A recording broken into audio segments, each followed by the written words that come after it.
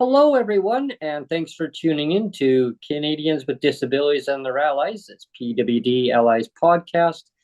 We've kind of modified the actual change of the name there over time, just to keep things synchronized. People are not really confused with the long name versus the podcast name. I just think it's more easier that way to keep things streamlined because people check out the podcast on their favorite app. And so they look for PWD Allies podcast. Check it out wherever you find best suited for you. My name is Brent Frain. I'm the host, and I hope you enjoyed today's show because I have Chris Markevich joining me from Courtney, Alberni. He's the candidate for that area, and we're going to be talking about mental health and addictions today. So, Chris, thank you so much for coming on today. It was a great pleasure finally getting you on the show. And we've been working hard to get you on, and right now is the awesome opportunity. Yeah, thanks for having me. It's a pleasure to be here. Yeah, thank you. Even though it's Thanksgiving, I guess, morning of the day, and it's a great way to celebrate Thanksgiving. And thank you, like, for coming on today. And I'm actually broadcasting from Nanaimo actually today. Normally, I'm broadcasting from Victoria, but we came over into Nanaimo for Thanksgiving weekend. So this is great, and great having you on and talking about the important issues that affect so many in British Columbia, or their loved ones that are family connections. Because it can impact anybody at any time, and we can maybe dive into the mental health and addictions part. Can can I clarify if I got that correct? You're going to be part of the provincial council, it's called, is that right? Um, So I'm actually part of the federal Green Party caucus. mm, Oh, it's a federal. Okay. Yeah, I'm the critic for mental health and addictions. okay. So Okay. I'll be running in next year's federal election. Okay. Well, wow, I'm glad congratulations. I can verify that. But Yeah. yeah, I thought I remember scanning the emails and you said something about being on some sort of committee or something. So I just want to clarify that. Yeah. Yeah, Chris is the critic for mental health and addictions for the Green Party, and congratulations on that too, Chris. I know you're quite a strong advocate for that, and bringing the awareness to the issues that affect people's lives very dearly around you, and and also in your community too, to represent your community. So thank you. It's well deserved for you to represent the Green Party on this. Yeah, thanks very much. And it's definitely a personal journey for me as well. I Yes. had my struggles with addiction in my 20s, and I definitely feel like every day that I wake up is a gift. Mhm. I could have overdosed and died several times over. And so I'm really grateful and thankful, especially on a day like this, just to be alive. Mhm. And I feel like that I definitely owe something, not just to the people who were there for me when I needed it, but to community in general to kind of pay that forward. Absolutely. And we thank you for basically coming out and speaking out on these issues. As so, like, we'll tackle the mental health part, I guess, first. What are you what are you seeing and hearing on the doorsteps in your community from people in around you for mental health? Like how is it impacting the community, and just from what you're hearing? So most of what I hear when I talk to people about mental health as a subject is that there just aren't enough supports. Mm, And it's a common theme amongst a lot of community and advocacy issues when it comes to funding. You know, yeah. healthcare is almost an afterthought when it comes to mental health because it's something that is not as obvious. When someone has a physical disability, you see it. When someone has a mental disability or otherwise is struggling with mental health, you don't often see that. And it's hard to Mhm. speak up on that, even on a personal level, because there's still a lot of stigma associated with mental health, not just in British Columbia, but in Canada as well. Um, and there's kind of a checker past when it comes to dealing with mental health issues and the fact that we used to incarcerate just about everyone that had a mental health issue, whether it was institutionalization, whether it was prison, it didn't seem to matter. And a lot of that is still happening. I mean, let's not kid ourselves. Mhm. British Columbia, you know, um, they apprehend people under the Mental Health Act more than any other province in this country. So, and that continues to this day. So we aren't there by a long shot when it comes to dealing with mental health issues and the outerlying problems that cause mental health issues, because all of it is interconnected.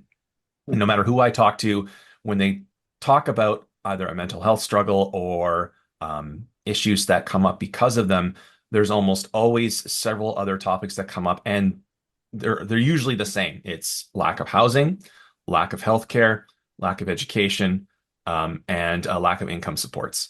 And when we talk about quote unquote, the poly crises that we're facing today, Mhm. with respect to housing and climate change and healthcare, because we are in an individualist society, particularly North America and to a certain extent Europe as well. We've kind of lost that collectivism that we used to thrive on. Mhm. And this is something that has occurred more or less within the last 200 to 300 years. This is not something that is like fairly recent or far in the past either. I mean, we have ancestors, we have grandparents that remember their Mhm. parents or grandparents being, part of a bigger family. You'd have like 8 to 10 people, and they'd all Yeah. be living together or living in very, very close proximity to one another. And the saying "it takes a village" really, really hits home for me, right? Mhm. You look at other cultures that are still living collectively. Yeah, sure, there are certain issues regarding individuality that can arise, but for the most part, they take care of each other. You don't see really acute issues relating to poverty and homelessness in Eastern countries. Yeah, you have outerlying areas in capitalist states where there's slums and stuff like that. But when it comes to most in most cultures and their families, they take care of one another from the start to the end of life, and that includes after after death care as well. Like everyone pitches in and helps, guide that person from the time that they're born to the time that they die. We don't do that here. In Mhm. fact, people rack up $10,000 to $20,000 of bills just in funeral expenses. Yeah. That's Yeah. something that doesn't get talked about a lot, Yeah. but it happens. And we saddle ourselves with all of this debt because we feel like we have to always be looking out for number one all the time. We only can only depend on ourselves. We can only achieve what we can if we, give it 110% and never take a day off, all that kind of stuff, right? So mental health is such an afterthought when it comes to the kind of society that we're living in right now. And that's a big problem. Mhm. I wondered, Uh, yeah. sorry, Go Brent. ahead. Yeah. I just wondered if you wanted to compare and contrast provincial policy versus federal, because I think you know that Mike Morris is a huge supporter of this channel. He's been on this channel a lot, so he's the federal side, and then you have Sonia Furstenau now is running in this coming election. And I just wanted to see if you're well connected with Mike, and if you can compare contrast federal versus provincial. Because one of the things I can say about, for example, Sonia Furstenau is she's running big on more localized health centers, like having the medical care like in localized, rather than like this huge top down where there's it's like all this administration. She's talking about localized care. So I wanted to get your feedback on that, provincial versus federal, and yeah, Yeah. It's a good just scenario. Yeah. basically that, yeah. Yeah, so it's unfortunate I haven't had a chance to meet with Mike personally yet. Um, Everyone has just been so busy getting back to the parliamentary schedule that we haven't We haven't met as a caucus where he's had the time to be there. So that's still to be continued. But what I can say is that the way that the provincial Greens have handled this is nothing short of amazing. And the Dogwood model really offers that kind of community, that collectivism that I talked about in terms Mhm. of healthcare and mental health care. Because it doesn't matter what policy you set either at the provincial or federal level. If you don't have the community bought in to that kind of policy or to Mhm. that kind of care, then you're going to get these silos where people aren't talking to one another. Then you've got endless forms to fill out at one level or another, and then you've got 6 month, to 18-month waiting lists because no one seems to know what the other one is doing. And that's what we've Yeah. been doing for many, many years. I mean, didn't start with this government, obviously, but It's been a excuse me. ripple effect. Yeah, exactly. It's been a ripple Yeah. effect that's been going on at the very least since the late 90s, early 2000s. Hmm. And with the population figures increasing in the way that they are, we just haven't had the infrastructure built to suit that population increase. And of course, we hear a lot of rhetoric from the right saying, "Oh, we got too many immigrants, we got too many people coming in, we got too many of this, too many of that." That's not the problem. I mean, the birth rates are at their lowest rate in North America in decades. So that's not the problem. Yeah. The problem is that we haven't built the resources that we need to accommodate the population that we have already. We're already at least 20 to 30 years behind in terms of not just healthcare, but our transportation infrastructure, our finance sector, our technological sectors. We're always trying to play catch up when it comes to building and maintaining our infrastructure. So, with Yeah. respect to what's that? Yes, yeah, most definitely. Because I remember back in the early 1990s, Chris, they had different like town hall meetings, and they had a big convention. I went to a convention one time, and they're talking about transit infrastructure. And when the before TransLink was formed, it was actually BC Transit, and there was an architecture who designed some of the transit over in Europe. And he actually was over, and he had a blueprint done and showed what the whole system would look like, all the way from West Vancouver, all the way from Horseshoe Bay, all the way to Chilliwack, and a whole tunnel system. And he said a tube system, and it would be done like rapidly, fast, cheaper, because material was cheaper and less, expenses, long-term expenses, overruns, right? And they turned them down. They turned the guy down. They said, well, we have our plans in motion. He says, but if we don't start building now, we need to build for the future. If we don't do now and build our infrastructure, we're going to be in a real mess. And nobody believed him. Nobody believed him. He says, so I'm glad that you brought that topic up, because it's so important that we need to not just build housing, apartment buildings, townhouses, you name it. We need to build all the infrastructures to go around with it, like the rapid transit LRT. I mean, I don't know. Some people say SkyTrain. Some people say LRT. I mean, whichever is the cheaper model in the long run. I still think LRT is the better way. That's just my view. Yeah. Because you can I get was gonna more get it areas. here in Newton and they kiboshed it, so I was sad about that. But I know, I and was gonna say too, like Brent and I are old enough to remember Riverview here uh, in yeah, uh, in Coquitlam. BC. Yeah, it was in Coquitlam, and that was a big thing. And it seems to me like if you really listen to these debates, which I have been, um, David Eby. I'm talking provincially now again, but David Eby has kind of doubled down on this idea that that the care should be involuntary for people with mental health issues. And with Riverview, it was mental and physical, right? Like everybody was just put away, and just like let's forget about the people with physical disabilities and mental and I'm worried about that happening again. And David Eby has said, "Oh, don't worry about it. Like I've got this, but I don't know. I don't know if I trust the man too much."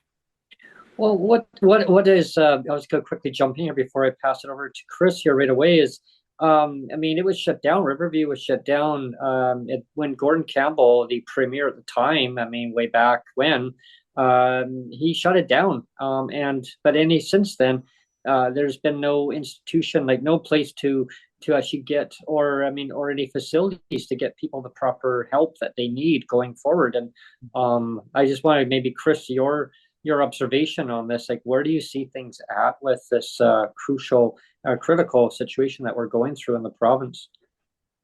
So yeah, let me first address the point that Neil made about Yeah. David Eby saying that we need involuntary care. People can't even get voluntary care, That's right? true. Yeah. We closed down Riverview and did nothing. Yeah. We didn't give them anywhere else to go. Hmm. So Hmm. inevitably, a lot of them ended up on the On the streets of streets. downtown East Yeah. Side, and that's where they are still to this day. So the fact that we can't even get people care when they come to us voluntarily tells us a lot of the story. Um, if they implement involuntary care, and this is something that I've been talking to a lot of disability advocates about as well, is that part of the criteria that they have set out for committing someone into involuntary care is brain damage. And there are a lot of people who have been disabled by brain injuries, right? Hmm. And so they're scared to heck, and I can't blame them for being for feeling this way, Hmm. that any noise that they make in an advocacy format about their situation could be interpreted as, well, we're going to now commit you into involuntary care because you have a brain injury, Yeah. Oh, geez. right? So, and this is something that they've obviously countered with, oh well, no, we're not going to do anything to people, blah blah blah, this and that. Well, what if they become combative, right? Hmm. Yeah. What if you call in a wellness check on someone that has a disability, Hmm. like we saw with that woman Erin, Vegan Love Bunny in Ontario, Yes, that's right. in Ottawa, where she was always constantly calling for help. The police would show up first. Yeah. Even if she said, I don't want police here, I want someone to deal with my landlord because they're, coming to my apartment without my permission. They're, abusing me. There's a whole litany of issues just with that one case in and of itself. But you go and do a wellness check on someone with a disability and they could become combative. They could be taken under the Mental Health Act if this legislation goes through and Mm. placed in involuntary care because they were, quote, a danger to themselves or to someone else Yeah. because they have a brain injury. So this is really, really dangerous territory that we're crossing over into. Hmm. And I understand that people are scared about their safety. And I understand that, people want to feel like something is being done about the issues that are happening right now. The problem is that you can't overreach. You can't swing the pendulum too far in any direction because then you run the risk of trampling people's rights. And that's really what's at stake here. And I think that the BC NDP in particular made a huge mistake in capitulating to what the Conservatives wanted, just to try and save their own electoral hopes. And that speaks obviously to a larger issue that I have with our voting system in general, is that we're not working on a collaborative approach to actually helping people. And our approach to governing is very short-sighted. As Neil pointed out earlier, we're not doing long-term planning, we're doing electoral term planning. And Mm. that is not serving anyone. And all it's doing really is further enabling these extreme views to permeate into our discourse and into our mainstream electoral politics. And it's really, really dangerous. Hmm. It's like the old rhetoric, right? I mean, it's the same thing, but just kind of regurgitated up and just throwing it out there, going, well, like, look what we did, right? We fixed Well, things, but no, well, yeah, and we've already got the precedent set with MAID, like all the I problems with know, MAID, right? So for anybody that says, don't worry about this, like EB saying, don't worry about it, I've got it under control. Well, you know, Mm, You they've already don't have it under control. What yeah, what makes yeah, you think we can trust you to yeah, do this, right? exactly, When all exactly. that yeah. we've been saying and all the experts have been saying and all the advocates have been saying, involuntary care doesn't work. The Hmm. evidence has already clearly shown it. All you are doing is reacting to people's fear. And when you implement fear-based politics, human rights suffer as a result. Yeah, it Yeah, just and adds more and stigma, then, right? yeah, and then Evie says, "Don't worry, we have your back." Right, right. Well, Yeah, evidently with a not. knife. With a knife Yeah, sticking out of it. Yeah. yeah, yeah. Um, we'll twist the conversation over to addictions now. What are you hearing on the doorsteps and in your community regarding addictions? So let me first preface this whole conversation by saying we don't have an addictions crisis. We have a toxic drug crisis. Hmm. That is the actual issue. Okay. Hmm.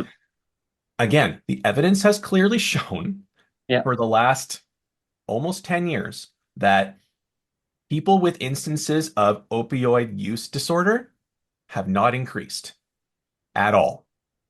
We are not seeing more people addicted. What we are seeing is more people dying. Hmm. So the deaths are the problem, not the addictions.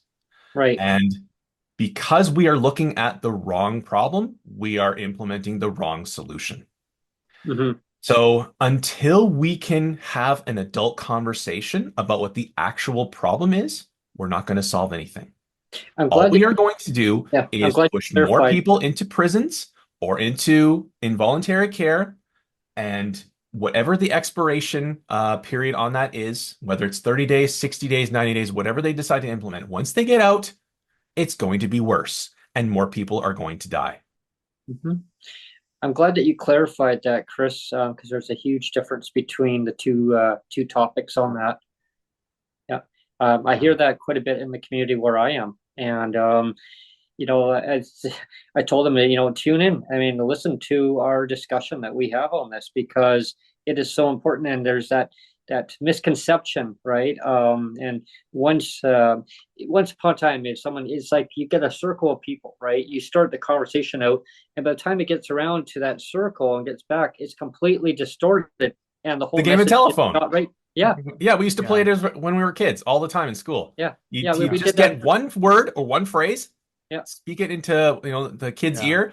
By the time it comes around to you, it's a completely different word or phrase. Yeah. That's yeah, how I explain my cerebral palsy, actually, is that it's a bit like broken telephone that the yeah. message from my brain doesn't reach my legs. So by the time it reaches my legs, it's all scrambled Yeah, up. yeah, we But did that in college one yeah, day too. We actually sat around in a whole kind of square area of tables, and it was kind of neat actually. The I whole wanted conversation to, was messed up. yeah, I want to get your feedback on what you think the relationship between poverty and addiction is, if there's any connection there at all. I'm just interested to hear your. Yeah, absolutely. And the more desperate someone is, the more likely they are to seek an escape, right? Mhm. Um, our brains can only handle so much stress, right? Whether it's that lower brain, that fight or flight, or whether it's just kind of like that feeling of dread, like there's something waiting around the corner. Mhm. Um, you can only deal with it for so long before you seek some form of escape, whether it's taking drugs, whether it's gambling, whether Mhm. it's food, right? We've Yeah. seen many instances where people that are on the margins or they're experiencing mental health problems, they have eating disorders as well. So it's not uncommon for this sort of thing to happen. And the more someone has to survive, the more things they're going to do to ensure that they can survive, right? Mhm. And that goes to issues like petty crime as well, like break-ins, like robberies, like theft. I honestly don't think that like petty thefts, especially from like big box grocery stores, don't bother.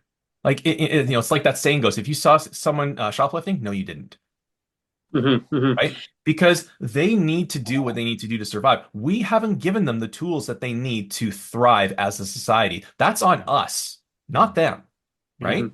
If you want to run for elected office, you have to you pledge that level of service to your community. Otherwise, don't bother. I don't think that anyone that is trying to seek public office just for a pension or just for power deserves to hold that office. They often forget that it's the community, the quote unquote, the taxpayers, the citizens who pay their salaries, and they're beholden to them to hold that elected office and serve their communities, whether they agree personally with that person's views or not. It doesn't matter. And I think that because of that rhetoric that we're hearing from the right in terms of, we've got to make sure the public is safe. We got to make sure we hire more police officers and Oh, yeah. Implement all these punitive measures for violent offenders, repeat offenders, all this sort of stuff, right? It's crime and punishment. It's cruelty, right? Cruelty is the point. And I think we've really lost our way when it comes to what being in public office and being in public service really means. It costs so much though to keep people in poverty. The stats have shown. Anyone can pull up the stats. It just costs millions and millions of dollars to keep people in poverty versus actually taking care of society in so many dynamic ways. Less strain on our healthcare system for sure. That's number one. Less strain on our housing stock. People are they're basically bound into not healthy living conditions in so many different ways. Income supports, they're woefully, beyond woefully inadequate. And government knows that. From all different decades ago, but it's always like pass the torch to somebody else. Well, here, continue on, but it's the regulations that need to be changed, right? Yeah, but they're deliberately made that way. So I was wanted your view on all that too. Well, I just wanted to jump in a little bit too and say that I really liked your answer there, Chris, because I think the reason why I asked the question about poverty is that I think both federally and provincially, like if you look on both levels of government, everybody's talking about affordability, Right. and nobody talks about poverty. Poverty is like by far the Almost biggest voodoo. problem, right? It's like poverty is way up there. Affordability is huge too. Don't get me wrong, but compared to poverty, poverty is like, is number one, and nobody treats it like a number one issue, and it so is. Well, the reason why, actually, there's two reasons. There's two reasons why that poverty is not discussed as a top of mind issue. The first one is related to what you said about affordability, and that affordability is very subjective. It means different things to different people, right? Whereas poverty is a line. We know exactly where that is, right? So it doesn't affect as many people when it comes to their perception of how important it is.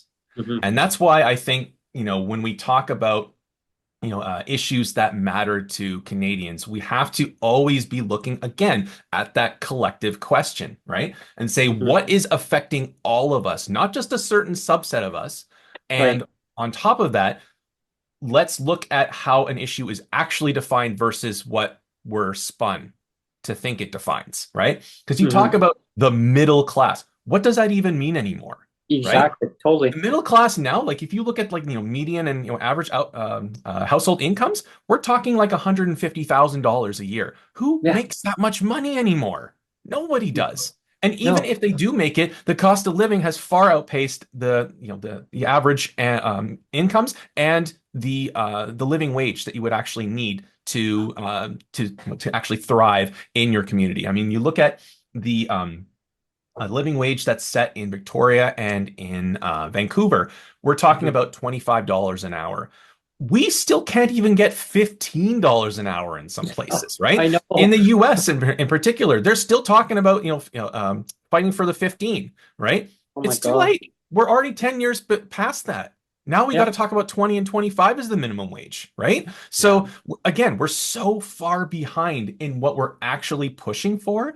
And that's why, regardless of which government gets in, whether we're talking provincially, BC NDP conservative, or we're talking federally, liberal conservative, the incrementalism is what is killing us, right? We're going far too slow for how acute the issues are. And when we talk about poverty, you have so much more in common with someone at the poverty line than you ever will with any billionaire, right? Mhm. But people seem to think that they're all going to make it someday, right? That's the rhetoric we've been fed for the last 30 to 40 years, even since the Reagan days, right? Oh, if you just, pull yourself up by your bootstraps, work hard and, don't Yeah. complain, you'll make it someday. Make what? What does that mean, right? And the terms have been couched in so much rhetoric, as I said, and they're made so vague and hard to understand that you could actually say that anything is a success or anything has been achieved when really it hasn't. And that's really the problem that we're having when it comes to talking about affordability versus poverty. Affordability is a very vague term. It's very subjective.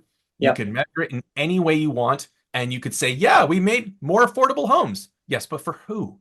Yeah, Yeah, exactly. Right? exactly.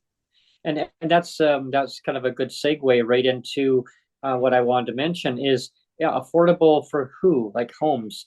What I've stumbled across here recently, and I'm going to be doing a podcast in the very near future on this, but I wanted your view on it.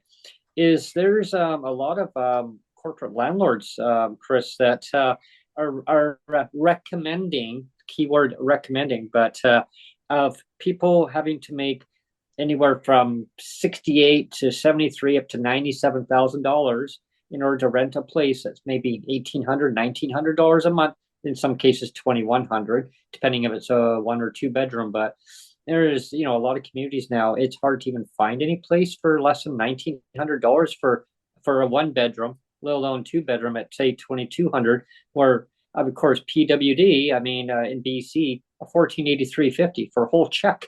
That's including your rent, your so-called rent shelter portion, right? And that's that misconception about affordability.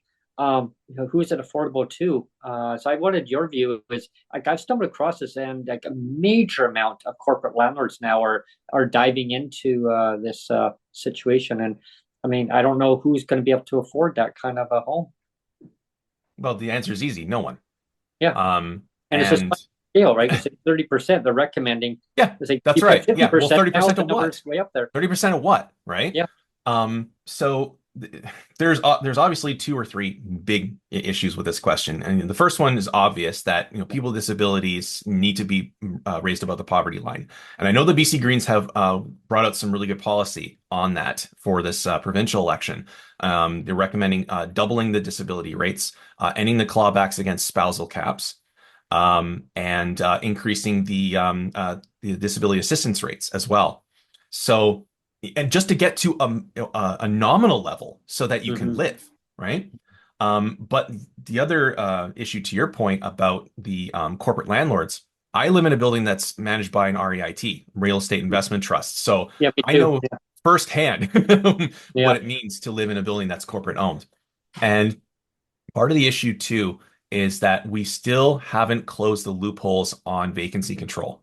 Yeah. Because any landlord at any time can say, well, we're going to do some renovations and rent evict you, and then they jack up the price to the commercial rate or whatever rate they want, Mm-hmm. and then they kick everyone out, and then no one has anywhere to go after that. We saw that in Burnaby happening for many years.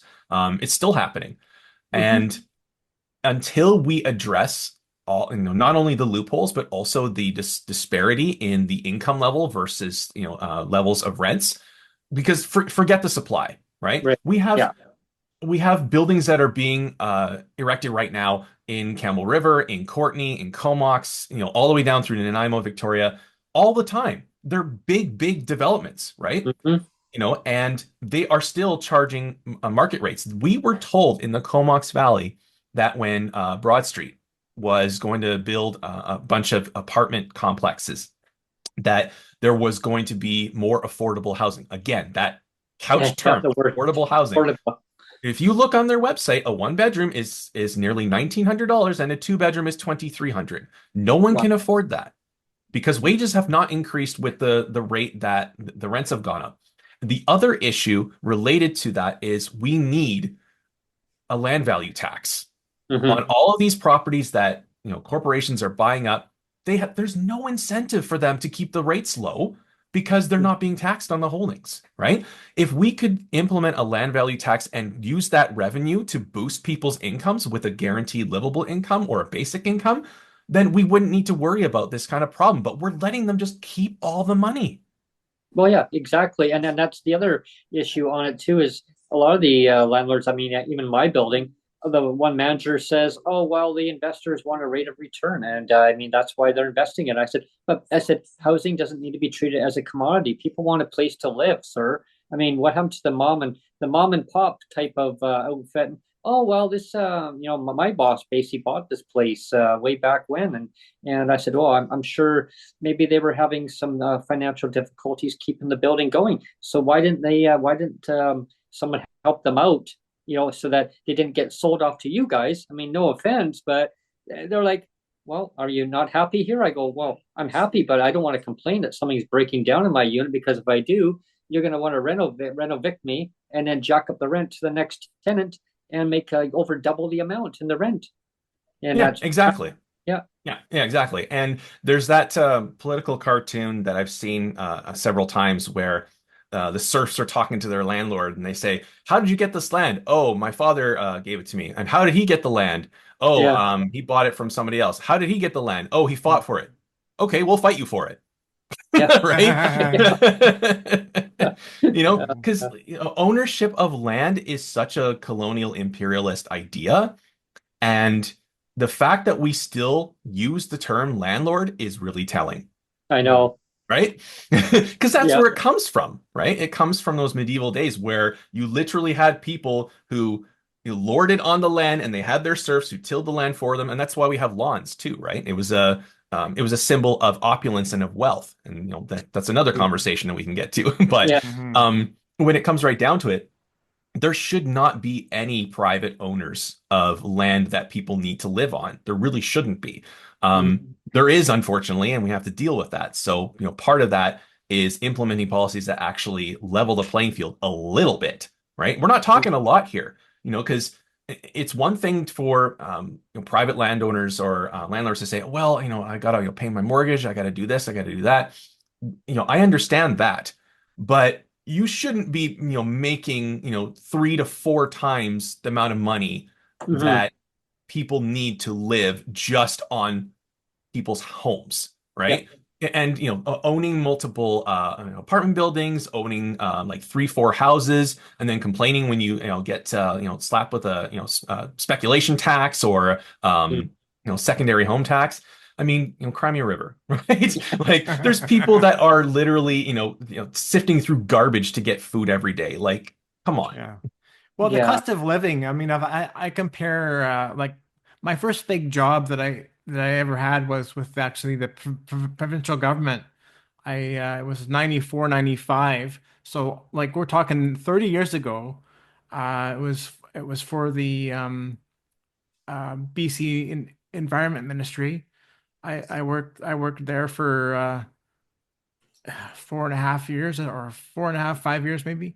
And then I moved over to the Ministry of Transportation. But my first job was 94, 95.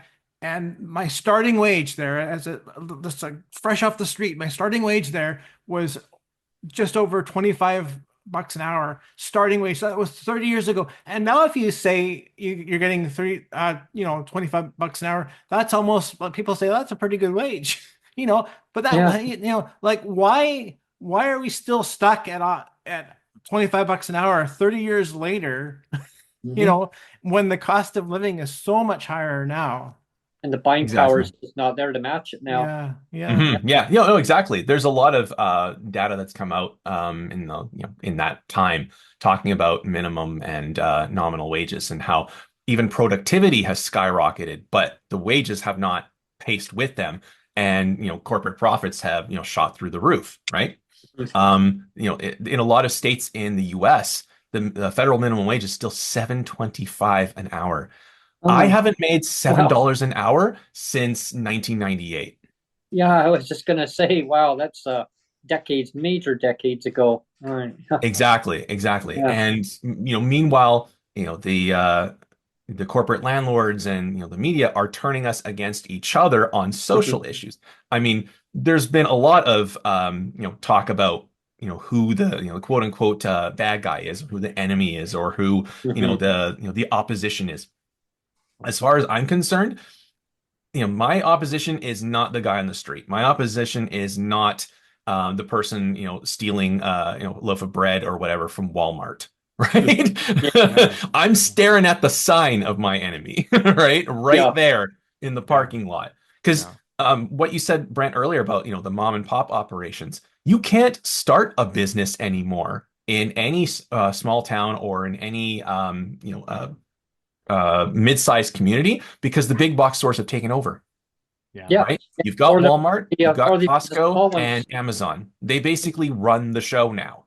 Yeah. And The other ones are there's all priced out. really little room to get ahead or to even break even, right? It's why so many small businesses fail all the time. But And the corporations are getting the tax breaks on top but of it. even the big name ones, like we've said before on the podcast, Brent, like 7-Eleven and London Drugs. I mean, those are big name brands we're talking about, like pretty big name brands, and they're tapping out and saying, you know what, it's too expensive for us to like the to hire all the security, have all these security cameras.